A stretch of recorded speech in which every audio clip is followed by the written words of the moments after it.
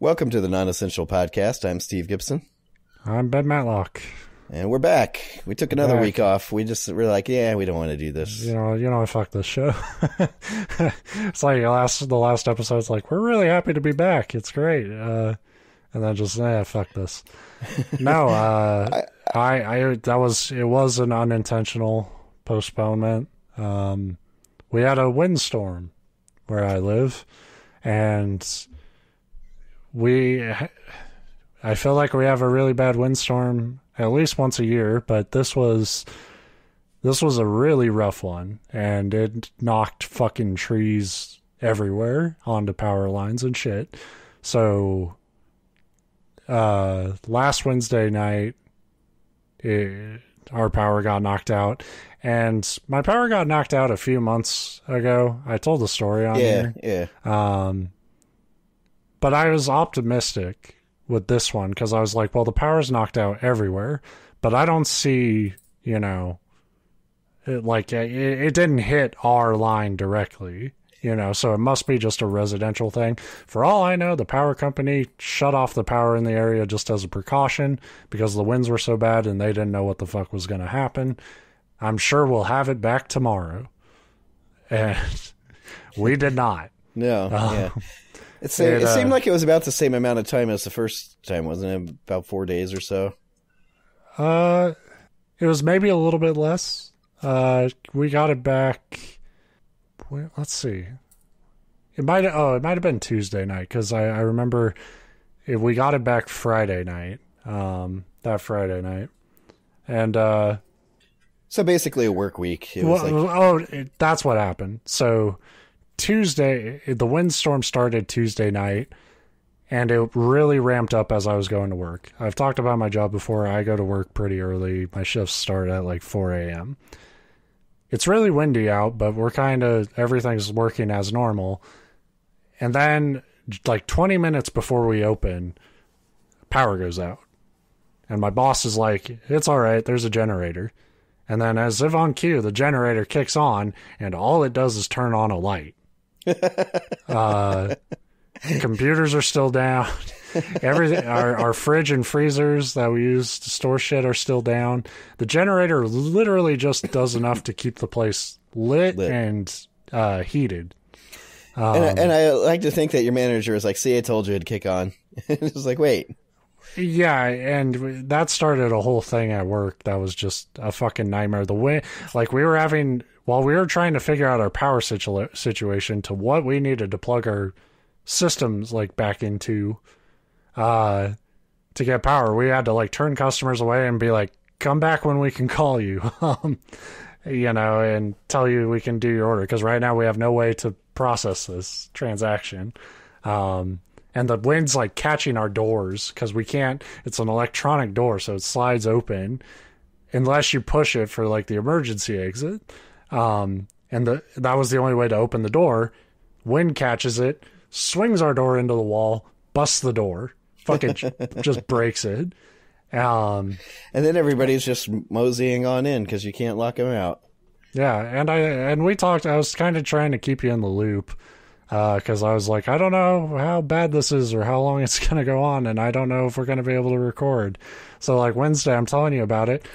All that refrigerated shit in your typical grocery store, we had to run, we had to have trucks come in, refrigerated trucks come in, and we had to bring all that shit out to store it onto there. So our floor was just empty.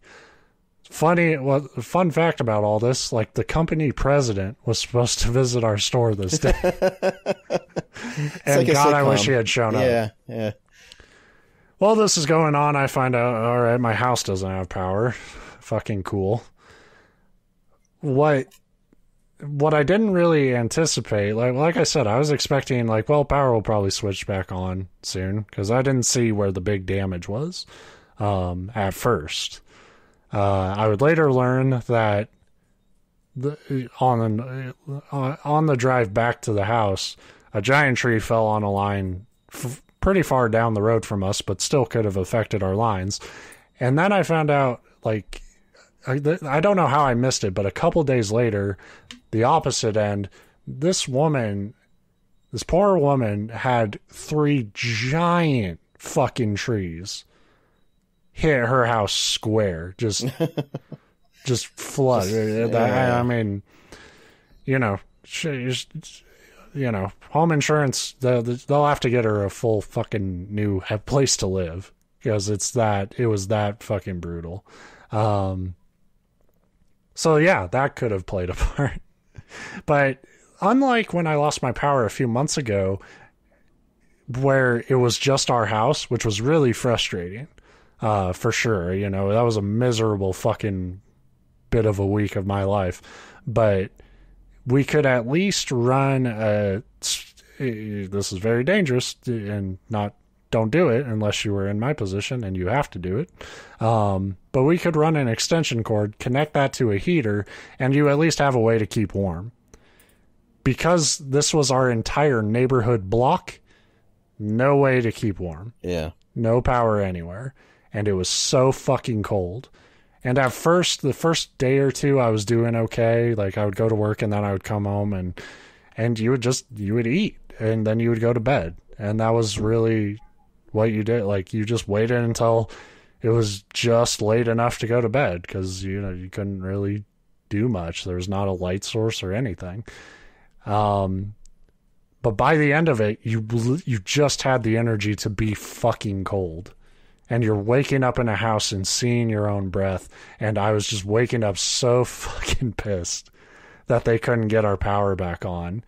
And you're not rational and you're not patient when you're that fucking cold and that fucking bored. I had books and shit to read. I had things I could do. But when you're in that situation, it's like 20 fucking degrees. You're just miserable. You just live in a state of misery. And I was bitching about this to a friend of mine that I work at work, and some woman, like I'm on lunch, he's on the floor doing his shit, and I'm telling him about all this stuff going on, and I was getting so mad because like the power company keeps saying, "Oh, we're working around the clock," and I'm like, every time it's 6 p.m. you guys disappear. And your status changes to we're assessing the damage. Yeah. So it goes from crew on site to assessing the damage. And it's like, I can tell you the damage. I don't have power. That's get fucking power back. Keep working. You can't have people freezing to death like this. And some woman just has to fucking butt her nose into this conversation. And she's like, they're working. I saw them in my neighborhood last night. And I'm like, great. Fuck it. I'm not cold anymore. Thank you. What the fuck do you just contribute? Like, my point is, I don't have power. I live in a fucking basic residential area. I'm not like on the fucking outskirts of town in the middle of nowhere. We're across the street from 2 schools. Why are we the black hole of this get power back thing? And that's what happened. Like, they had a coverage map of where they were doing all their work, and we were one of the last neighborhoods that they fucking repaired. So, albeit, it was still, it could have been way worse, but it could have been a lot fucking better too. Yeah, and you never know. There may be like a reason, like they can't. The way the power grid works, like they maybe couldn't do yours first without fixing something, but it doesn't make that any better for you. In the meantime, while you're freezing to death, like just let somebody. And it's also that thing of like, if you told me it's going to be 3 days, it's going to be 5 days, it's going to be if you give me a deadline, it'll suck. But I can at least wrap my head around it. Well, and you can plan, because if you know from the onset it's going to be a week, it's like, well, maybe we look at finding a hotel room or something. But if it's like, well, it could, I'm not going to go pay for a hotel room and then have the power come back in 30 minutes. Like, yeah, I mean, and even then, if I just stay put, at least I can like wrap my head around, all right, this is what I need to mentally prepare for. Our fucking power company is so they had no idea. And I wish they would have just said it. Like, just say, like, we don't have an ETA. Because then you're being honest at least. But they kept moving it for days They would be, so like the first night it happened is like, power will be back 7 a.m. Power will be back 2 p.m. And then 2 p.m. hits, 6 p.m. 7 p.m. Sunday. So like 5 days from there, I'm like, what the fuck? And then they like move it again, and it moved like 7 more times. Yeah. And I'm like, just say you don't know. Yeah, because it's maddening when they give you times and then don't. Yeah, and then the time they were like, they gave us like a 12:45, and then they were like 4:45, and then it was like 6:45, and then it came on like 5:30. So I'm like, motherfuckers. What you should do is when the next bill's due, be like, we'll pay you tomorrow at 4. And then, like, change it. Like, well, we'll pay you at 6:30. Well, we'll pay you on Thursday at... That's the thing. Like, do I get, like... Hey, I want some days off that bill. Well, technically you do, because you're not using any power, so you won't get charged for those days, but... They'll find a way. Yeah. I don't know. I know that here when it gets bad enough, it's like, oh, yeah, you didn't use any power, but there's, like, emergency restoration fees that they assess to everybody to pay for the crews to be out. It's like, well...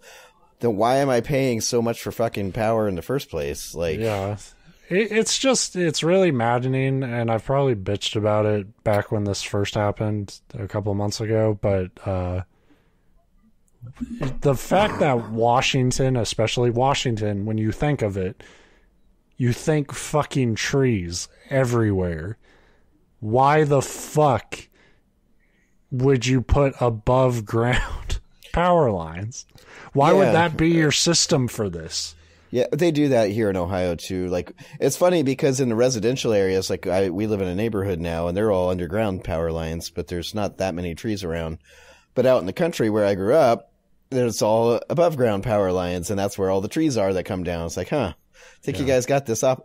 Although you got to, underground power lines are great for, like, they don't come down in storms and stuff, but they're terrible for, like, I'm almost terrified to do any gardening because it's like, am I about to... Fuck, you know what? People do way too much yard work anyway. Yards are stupid. Fuck gardening. Because it puts you in this weird fucking paranoia now that I live in. Well, like, I love the Northwest. Like, I love this environment. I love the nature of it. But now I look at the trees with absolute terror. Because I know how fucking flimsy they are. And they're, like, at best, they fall on a power line. But they could fucking crush your shit. There's a park that's just down the road from mine. Massive trees. Skyscraper fucking tall trees. And, like, 4 of them fell. And you see their roots. And there's nothing holding them in. I know. Like, that's what... crazy. You know, I've come to, working in insurance for 20 years, and that's why a lot of people love having trees around their house because it's great shade in the summer. It cuts down your AC, your air conditioning bill because it keeps you shaded and stuff. But those fuckers, between the roots causing problems with your plumbing and stuff, and then the limbs and the trees themselves coming in through your roof, like when they fall, like they're bad news. But I love trees. You don't want them near you when it's windy. And we never, that's the problem with humanity. We try to control our environment too much. And we can't. It's like, do you want a fucking little residential area or do you want the forest? Because you're trying to have both and it's going to get you killed. You're right. I don't know. I'm traumatized and scared. But it really fucked me up. Like, I was really kind of nervous because when you're that cold for that long, you'll see... And it was pissing me off. Like, YouTube started recommending me, like, these survivalist fuckers who are like, hey, I'm in minus 30 degree weather with a tent. And it's like, and they're fine. And they do it for a hobby. But when there is something that happens to your body when you're, like, freezing every night, even if it's just 20 degrees. And 20 degrees will kill you if you don't stay moderately warm. Yeah. And so when the power kicked back on, first thing is like, turn the fucking heat up, and even though the heat's going up and shit, and it's like, I'm sure there are experts out there who'd be like, you need to kind of gradually get your body heat up. No, fuck that. Crank it. Yeah. I was like, crank it. And like that night I was waking up, like I still felt fucking cold, even though my room is like, I can acknowledge it's boiling for how hot I had it. It's like I still felt cold. I like had the chills. I felt dizzy. Well, yeah, I mean, if your core temperature is down, which it probably was, like the air temperature around you can crank all you want, but it'll take time for your actual body itself to get. Yeah. And that's the thing, like I was like kind of telling people at work is like, because they this fucking town, everybody was like, yeah, I got power back. Oh, I'm so sorry, Ben. You still don't have it. And I was like, why is everything for me a fucking adventure? Like, why is everything a goddamn project? Why can't I have just that momentary, like, oh, power's back? Yeah, like, nothing ever is simple. And, like, I'm sitting there and I'm, like, trying to explain to him, like, when you're that cold, you feel like you've been in a fight. Yeah. Like, your body just does not move the way it should. Like, you feel sore and just physically beat to shit because your body's trying to keep you warm. Yeah, and I got really pissed off when the power company was like... So, a big storm like this that blew a bunch of trees down and shit happened in 2015, I think. 15 or 16. And... this was before we moved into this house, but we didn't have power for like a week then. And like the president of the power company was like, in a big statement, was like, first he says, this storm matched the winds of that devastating 2015 storm. And then at the end he said, thanks for your patience while we deal with this unprecedented storm. And it's like, it's not unprecedented if it happened 5 years ago. You were just unprepared, you fuck. Yeah. It gets tough. The last one, we get those every, probably like 2 a decade here. In Ohio, there's places that get them way more, but where I'm at in central Ohio, we're relatively sheltered from that stuff. Like, it either goes north or south of us. But, the last one we got, there was places a week and a half. Some of them were 2 to 3 weeks if they lived out in the like middle of nowhere. But it was a summer storm, so it was kind of the opposite. They were worried about people like dying of heat stroke, but that I think is easier to deal with.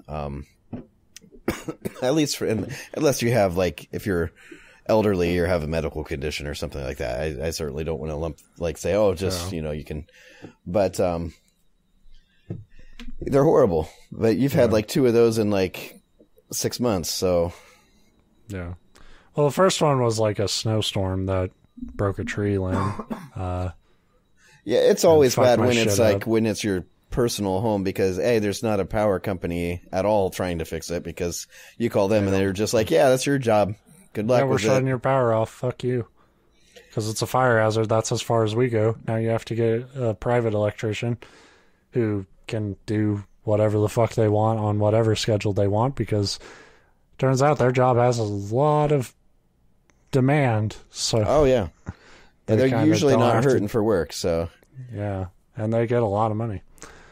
So that's what I've been up to. It's kind of a long sort of explanation, but that's why we didn't have a show last week. It fucking sucked. I'm really happy to be back. I got shit to talk about. If you've never listened to the show before, we don't just bitch about our personal lives. Yeah. There's a little bit of that, but usually not as much. Usually we tell each other stories, and it's my turn. So we've talked about ghosts and haunted locations on this show plenty of times.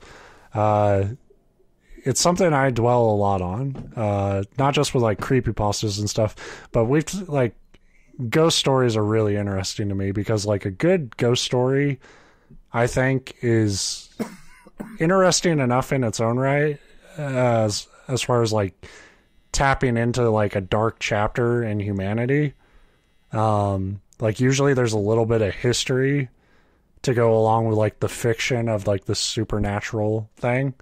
So there's like the supernatural entertainment that's really effective even if you don't believe in it. And we've talked about that before. We're both pretty skeptical of the idea, but we both really get a kick out of these stories. Right.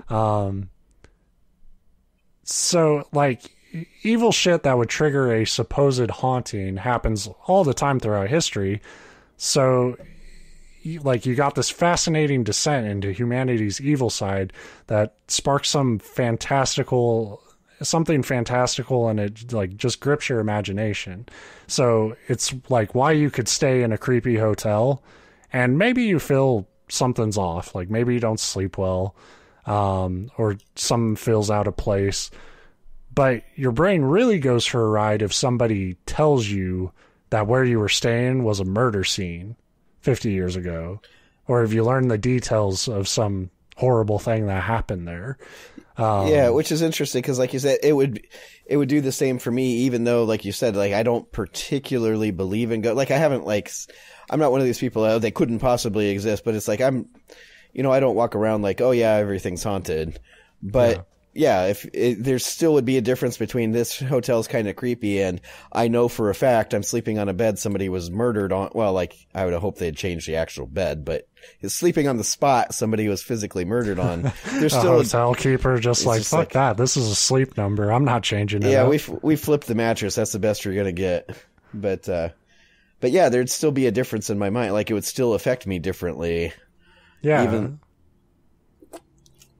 So, like, yeah, like, the fun for me with these stories is how, like, there's a little bit of fiction, but there's also a little bit of truth that combine in these settings that make a place seem deeper and more complex than what you would take it for the surface, you know?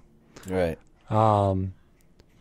It's for that reason I'm a little disappointed that I had never really asked myself the question of today's show sooner, which is, what if that haunted location was an island and you had that extra element of feeling trapped by the natural world on top of that natural anxiety you feel being somewhere that's just creepy as fuck? Yeah, like an entire haunted island. Yep, haunted islands. That's our show, and what's cool about this is a well I can keep going back to, because it turns out a lot of fucking haunted islands. I think we need to stop the show right here and approach HGTV for like the new like haunted islands, but it's these young couples that for some reason have more money than I'll ever have in my entire life doing like these obnoxious jobs. Like I'm a dog stylist, and but they're young couples looking for homes on haunted islands, and then we check back with them next season to see if they've like gone to The Shining and like murdered each other. Yeah. I mean, really just give me a show. I'll do whatever the fuck you want, is what it comes down to. So a lot of... Yeah, go for it. So a lot of people know about some creepy islands. Like a popular one is the Island of Dolls. Yeah, that's kind of where I that took over the internet for a good chunk of time, was sort of the topic of the day. And it's just these canals in Mexico. And it is a really interesting thing to look up if you don't know about it, but I won't spend too much time on it.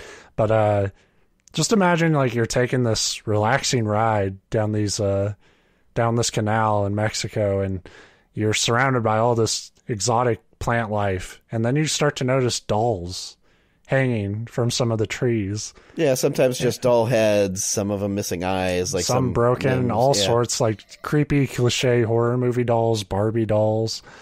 Eventually, like these just plastic evil bastards seem to match the branches in sheer numbers. Mm-hmm.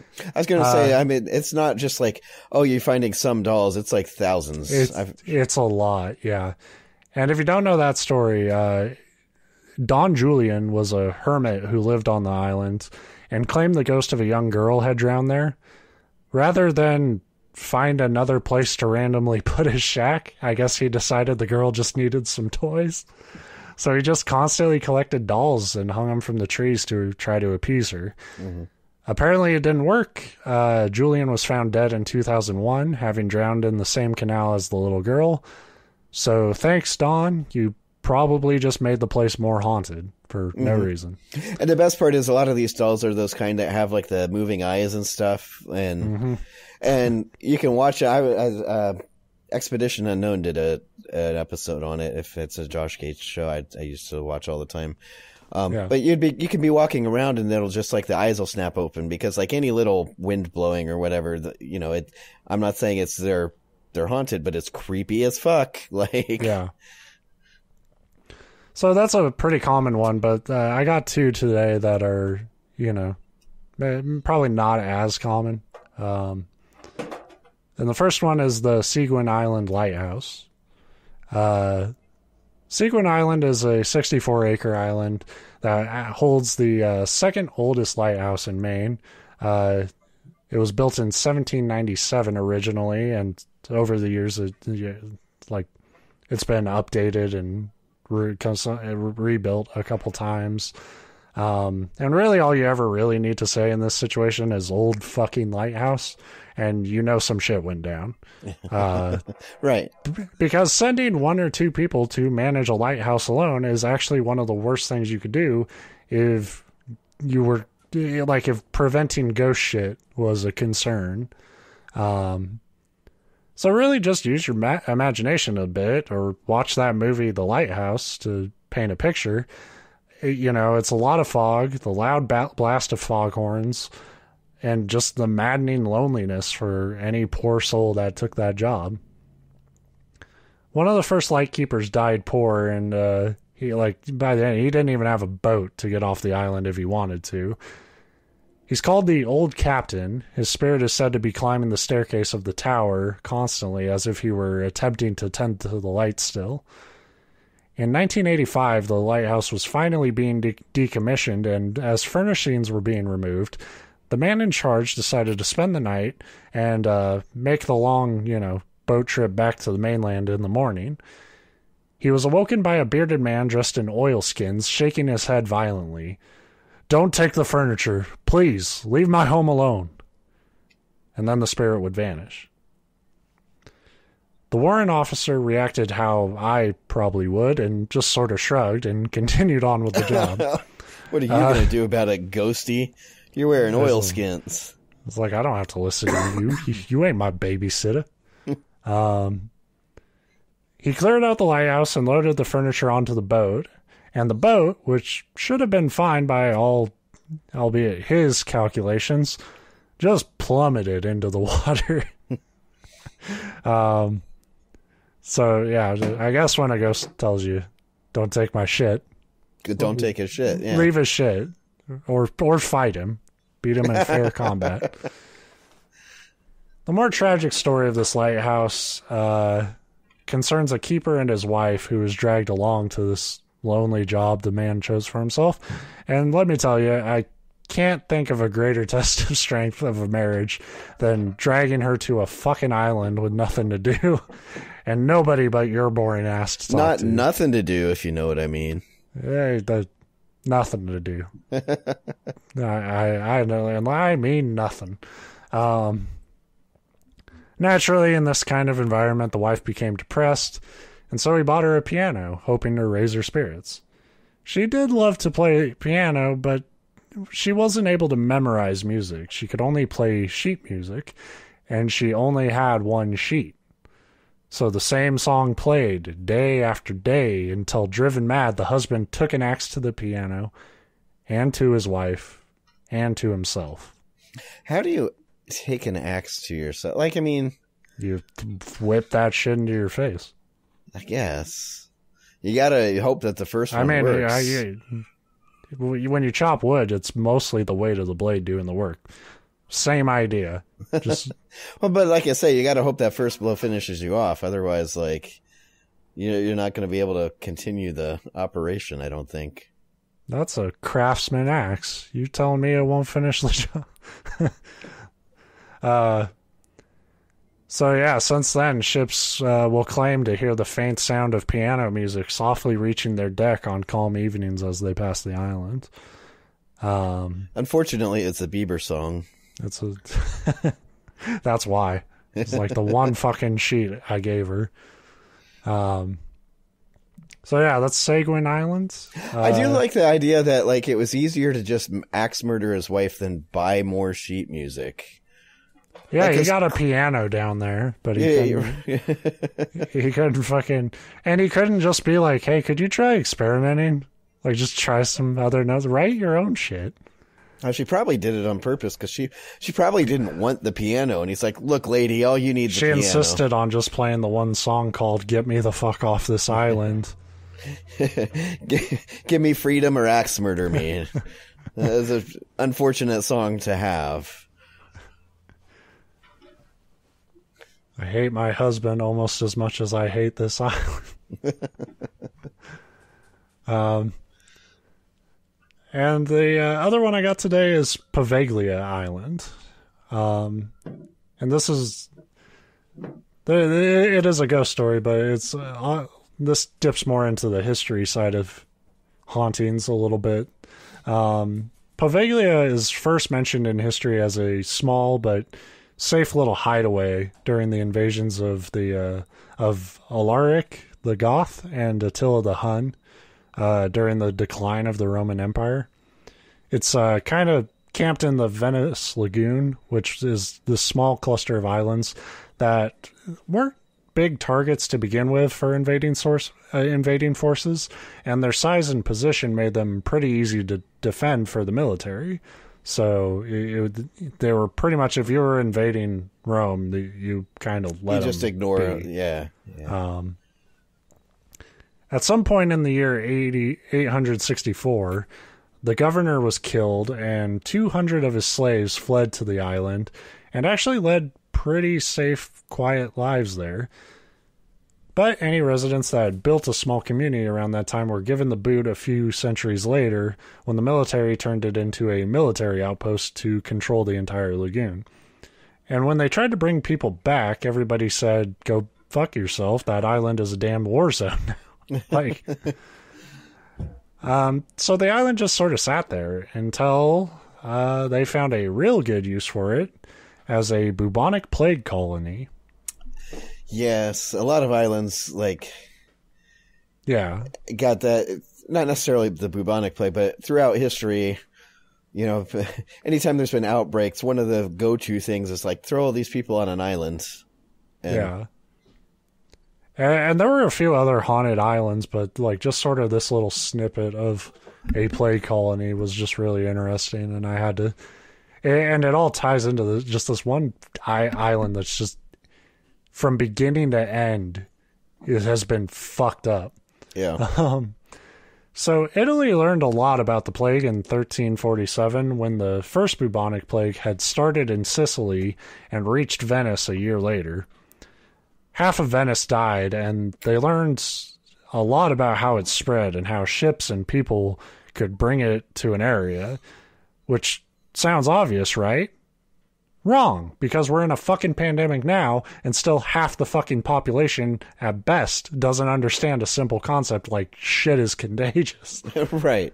But it was actually pretty important, novel information at the time. They didn't have, a firm understanding of how in their defense that they that. Thought half of these diseases were like demons infesting your body. So, which, right. I mean, I guess... Could be, but yeah, I guess there's also science here. As somebody who is currently sick, fortunately not with COVID, at least according to the test I took yesterday, but the way my body feels, it feels like there's a demon trying to rip it apart from the inside. So I guess I get that, but... Right. Unfortunately, it also told Venetian officials that they need to separate the sick and the dead victims from healthy people, but it didn't really guide them on how to do that ethically. At first, this came in the form of large burial pits at 2 locations outside the main city, but the plague continued to spread and the death toll became too great to accommodate just all the bodies. So they began taking the bodies to the islands of the lagoon. In the early 1400s, Venice authorities created the lazaretto, which is a hospital designed for the quarantine of ill or suspected ill people. But honestly, we would hear that today and we would at least hope that, that must be where they're seriously treating, there must be some treatments going on there and they're making progress. But really you were kind of just sent there to die. Yeah, it's Good luck out here. If you live, then great for you, but you won't. So yeah, when the island was excavated by archaeologists, they found like I think 1,500 skeletal victims of the plague just buried in pits, and they believe thousands more could lie deeper under that. That was just like, okay, archaeologists being like, all right, I think we found what we needed to find here. We get the idea. All right. Even mild symptoms would get you sent to Poveglia, and most of the time people died in the 40 days of quarantine. Some recovered, but it was very rare. As more ships failed the inspections attempting to return to Venice, you can probably sense that Poveglia was becoming a quarantine colony rather than just a hospital. Like, people couldn't come home, so this death island had to become their new place. Which is kind of a fucked up thing you don't think about, is like all these people bringing shit to the island. What are they bringing back with them? And you can't let them come back. And then you send more people out to the island because you got to keep sending fucking sick people out to the island. And it's just becoming this fucked up, Hotel throwing California. lambs to the slaughter, yeah. Yeah. So with that kind of history, what do you do when the 20th century rolls around and you have this fucked up island with a bad history? Take a guess. Water park. It's close. Mental hospital. Oh, yeah. Just the fucking biggest horror movie cliche. I know. I think that this history was written by the guy that wrote that creepypasta last episode, where you're just like, what goes into scary movies? Let's put it all in here. Yeah. So not much is known about this institution for sure, because it was, it's an island in the middle of a lagoon somewhere. It was pretty isolated. But stories would leak out about the cruel treatment and experimentation that the head doctor would do to his patients here. Early 20th century wasn't exactly killing it as far as caring for the mental health of others as it was. So isolating that onto an island is like obviously just so fucking dangerous. Like I would not be cool with it now. Like, just putting mentally unwell people off on an island somewhere. But, at the time, it was like, those methods were way too cruel. One day, they were shutting his shit down. And I don't know if it was to avoid facing the accountability of his horrific methods, or maybe some say he was tormented by the souls of those he had inflicted his evil upon. The doctor threw himself from the tower of the building. So this island really just hasn't succeeded at anything it's tried to be. I like to think it was neither of those things. He was just so despondent. He loved being such a shitty, horrible doctor, and he knew he couldn't do it anymore. He's like, I can't live without torturing people. Yeah. What a world. I'm a good doctor. Venice really tried to hold on to this shit. But anybody who had the means to do so fled the island. Like, they really wanted Poveglia to work out, but nobody was like, we're not gonna live here. This place is fucked up and scary. Even like I said at the beginning, even if you don't buy into the ideas of ghosts as real, you can't help your brain running wild with what had happened here. And a lot of people had died there. So anybody who was trying to stay on Poveglia, they were seeing plague victims. They were hearing the moans of tortured patients. Fishermen wouldn't even fish the waters because they were afraid they were going to pull up human remains or some shit. Yeah. By 1968, the patients and staff finally abandoned Poveglia. Pretty much the only visitors are those trying to capture the island's mystery with photographs of what remains. And that's mostly just buildings crumbling away to time. We do cite our sources, and I encourage people to look at the ones I got for this, because there's some pretty interesting photos of just these broken down hospital buildings. And that's what I was going to say about the lazaretto. It's interesting I had actually just happened to see something on TV about it like 2 days ago. Well, I was like trying to fight off, my fever coughs. And so I remember like kind of parts of it, but I don't remember if it was like originally built this way or if it was like kind of retrofitted after the fact, but the part of it that like faces the water, because it's a waterfront building, or at least one of the buildings is where they used to quarantine people. Yeah. It's gorgeous. I mean, it's crumbling. You can tell it's in disrepair, but it looks like it's all these archways that just like face the water, and you would never guess from the initial look there of what actually happened there. It looks like an old like resort, or even just like old almost ruins or something. It's like, oh man, this building's really cool. And then you like go inside and it's like, oh, there's cells with chains cemented into the walls. Like, cool. It's a weird place, but it's very interesting. It's very like, my first impression was like it looked like an Uncharted map. Yeah. Or some shit. Like, because it's like kind of that orange reddish like sandstony, almost like a castle or a fort, but like, I don't know. I would picture it in a movie like Casablanca or something. Like it's a really nice looking building from the one angle. It's not what you'd expect when you hear like plague quarantine followed by like mental asylum's the best word there, because that tells you what you mean when you say like, because now at least we're still shitty about mental disabilities, but in a different way. Yeah. But like you're saying, this was in the height of like, let's try lobotomies. Maybe that'll fix people. But yeah, like it was less about trying to solve and soothe mental afflictions. It was about experimenting on them. It was about like isolating and experimenting on people, and it's pretty fucking evil in a lot of cases. But like I say, it's neat because it's one of those few places. A lot of these places you see, and you instantly get that vibe. If it's an old asylum or an old hospital or an old whatever.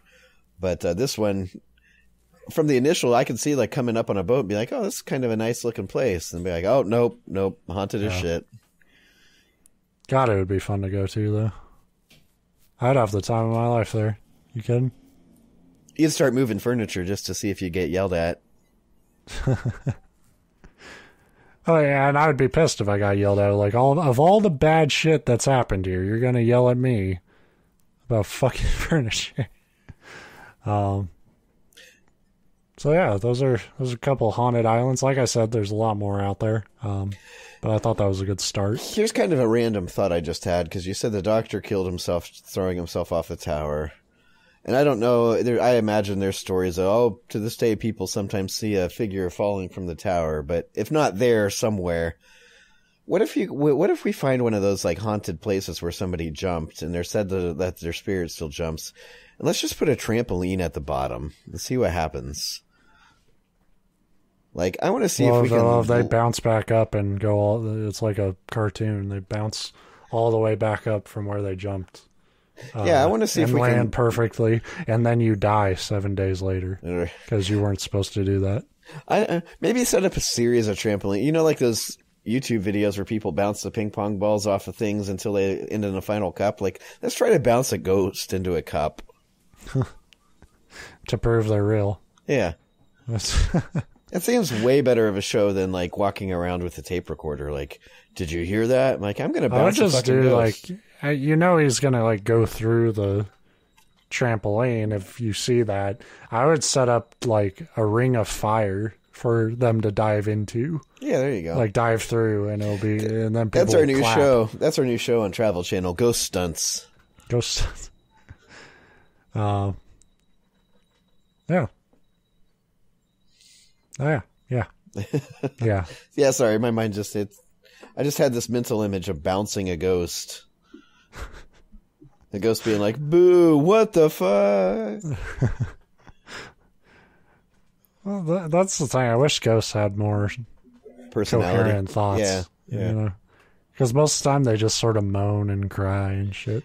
Yeah, wouldn't that be like more scary? Like, instead of like, "Boo! Don't take my furniture," it'd be like, boo, I saw what you were browsing online last night. It's like, oh, fuck. Like, I've been watching The Twilight Zone again because it's the best show ever made. Which version? Because there's been a couple, like the original. Yeah. I don't count that other bullshit. But I was watching the episode where the Nazi, like, it's after World War II, but the Nazi, like, gets nostalgic for how much of an evil bastard he was, so he goes back to the concentration camp. Name of the episode is Death's Hand Revisited.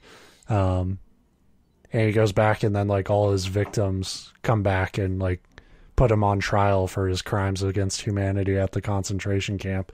And that's probably the most effective ghost, is like the ghost that heads up that whole trial and just lashes this dude, just like, you're a fucking sadist and you're a piece of shit and you're gonna pay for it. I haven't seen that one. I'd have to. Oh God, that's like one of my favorites in the entire series. Absolutely watch that. It's such a good show. Yeah, I think the one that's most poignant to me is the one about the. This is the new Twilight Zone podcast, by the way, where two guys that kind of know the Twilight Zone talk about it from memory. But there was an old episode where like a husband and wife have to move across country for this job, and they get like a mobile home or something that they're staying in. It's the initial, like the first half of it's kind of about like he goes off to work every day, and you know, he's all excited because he's got this new job, but she's stuck at home and doesn't know anybody, and she's basically going stir crazy, kind of like what we talked about with the lighthouse keeper story, yeah. Except for, you know, not on a lighthouse, but same deal. You still feel socially isolated. Mm-hmm. And one day he gets home and she's like the home is kind of wrecked up. I forget the exact specifics, but basically she says she's been raped by like a guy. Of course, it's old TV, so you don't say that, but it's like implied. And the conclusion is they're driving around town, and of course the husband's all pissed off, and they're driving down the road, and all of a sudden, I guess he's not, you know, they're just going somewhere. They're like, okay, fine. Finally, he's like, we'll get you out of this place. And they're driving through town, and all of a sudden the wife starts screaming, and she's like, that's the guy. And the husband pulls over and follows this guy into a store or something, and basically beats him to death, and then gets back in the car, you know, thinking, I just, you know, got my revenge on this guy. And then they go driving down the road again, and all of a sudden the wife sees a guy and she starts screaming, says, that's the guy. And he realizes that she's just having a psychosis, like, so he just beat some random guy to death that probably wasn't the guy. And it's kind of this neat turn, like the Twilight Zone always does, because up until that very final line where she sees a second guy and says, oh my God, that's the guy, like, you think he just happened to find the guy and get his revenge. And then it's like revealed, but it's never outright said. Like, it's left to you to realize, like, oh, she's just crazy, which means he just killed some innocent, like, dude. And that's the kind of twist. I love the original Twilight Zone. Of course, a lot of people do. That doesn't make us special, but very good writing. And Ray Bradbury did a lot of work on that, and he's one of my favorite authors. So, yeah. So why are you listening to this? Go watch the Twilight Zone. Yeah. You can find it on Hulu and Amazon Prime, and I don't know. I know it's on one of the streaming services. It's on Hulu. Yeah. That's what I watched on. But yeah. Anyway, but don't watch anything on Hulu till you watch Letterkenny, because that's a show that everybody else has known about for a while, and we just found it, and I fucking love it. We're gonna just hype every. Yeah, there's two things that are better than our show. So if you just got through this, treat yourself to one of the two. Come back next week. We'll give you two more things that are better than our show. Alrighty. Well, yeah. Sorry for another week off. Hopefully that won't happen again. Hopefully. Yeah, I don't know. The way we're going, this might be every other week. But if not, we'll see you next week. So, bye. Toodaloo.